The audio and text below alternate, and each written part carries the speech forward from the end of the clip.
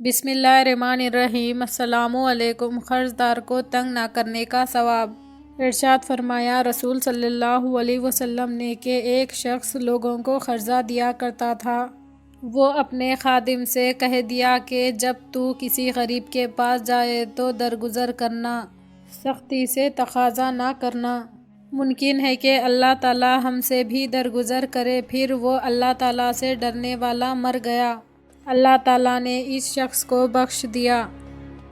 اس حدیث شریف سے معلوم ہوا ہے کہ جو شخص غریب قرضے دار کو قرضہ لینے میں تنگ نہ کرے، سختی کرنے سے بچے تو اللہ تعالیٰ اس کو تنگ نہیں کرے گا اور اس کے گناہ معاف فرمائے گا۔ قرضہ دینے کے بارے میں حضور صلی اللہ علیہ وسلم فرماتے ہیں کہ میں نے معراج کی رات میں جنت کے دروازوں پر لکھا دیکھا کہ خیرات کا ثواب 10 حصے ملتا ہے اور قرضہ دینے کا ثواب 18 حصے ملتا ہے۔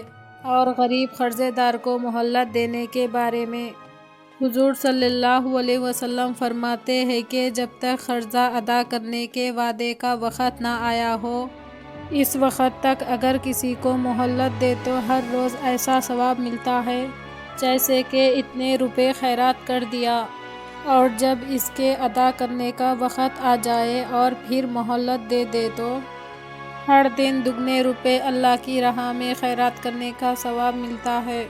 اور جو قرضہ اللہ تعالیٰ کی رضا کے لیے بے سودا دیا جائے، اس کو قرضہ حسنہ کہتے ہیں۔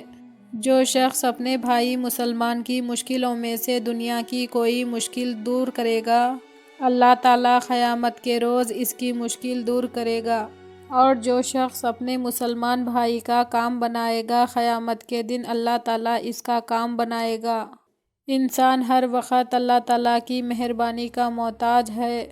جو انسان یہ چاہے کہ اللہ تعالیٰ میرا کام بنا دے، تو اس کو چاہیے کہ اپنے اختیار کے موافق اپنے مسلمان بھائی کا کام بنا دے۔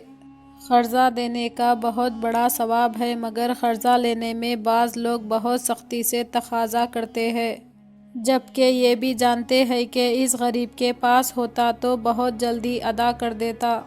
تو یہ سختی سارے ثواب کو مٹا دیتی ہے۔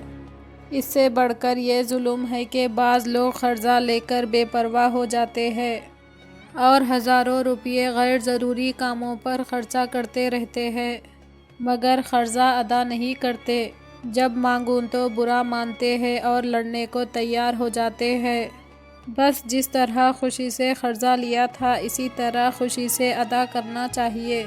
اگر آپ کو یہ ویڈیو پسند آیا تو لائک کیجئے، شیئر کیجئے، چینل کو سبسکرائب کیجئے۔ اگلے ویڈیو میں پھر ملیں گے۔ اللہ حافظ۔